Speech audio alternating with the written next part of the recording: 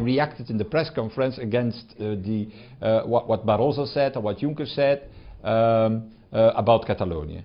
And I said, no, it's not, Europe has not to interfere in such a way in what is happening.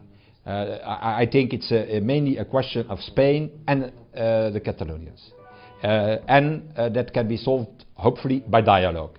And in this dialogue, we have to take into account the opinion of the citizens, expressed in one or another way.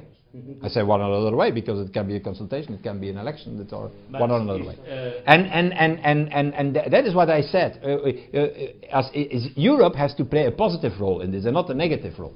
That we have now a leadership who is first of all who is doing nothing until they have the green light of the big countries.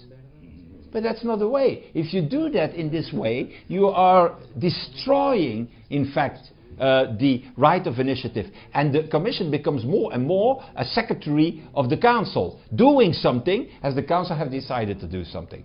But that is not the way it may work. The leadership is not there of the Commission, not in every sense. I think that they did a good job in financial regulation, that they did, with Barnier. And secondly, I think also that finally we have now made progress on the banking union. But also on the banking union, I can tell you, it is only because of the crisis in Spain that they accepted in the Council to go in the direction of a banking union. Because before the crisis in Spain, they were not capable to say yes about it. They were still thinking that they could solve it on the national level. It has to be paid by the banks themselves and not by the taxpayers. I am not a specialist to say that bank should be drawn down and another bank should be recapitalized. I am a lawyer, so not capable to say things about that. But what I know is one thing. It are not the taxpayers who may continue to pay the bill. And that's the reason why we were pushing for a banking union and a resolution fund. This resolution fund should be financed by contribution by the banks, and this contribution should be in accordance to the risk profile of the bank. Is it in an investment bank? High risk, higher contribution. Is it a pure saving bank? Low risk, lower contribution. That is the way forward.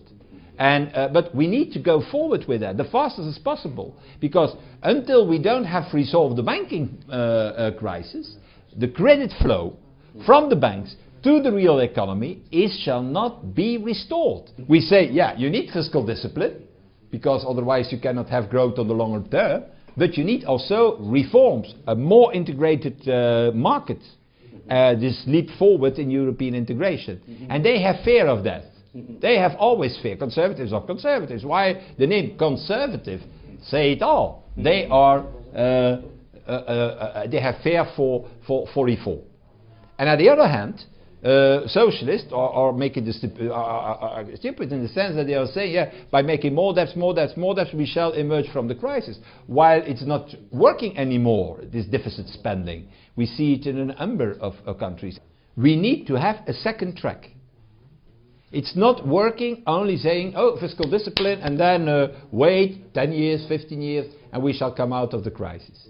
We need also this growth strategy. You need a two-track approach. Not one track, two-track approach. And the second track, I already explained this, is the jump forward in a more integrated Europe, in crucial markets like digital, telecom, banks, capital markets, energy, infrastructure, investment in infrastructure, and so on.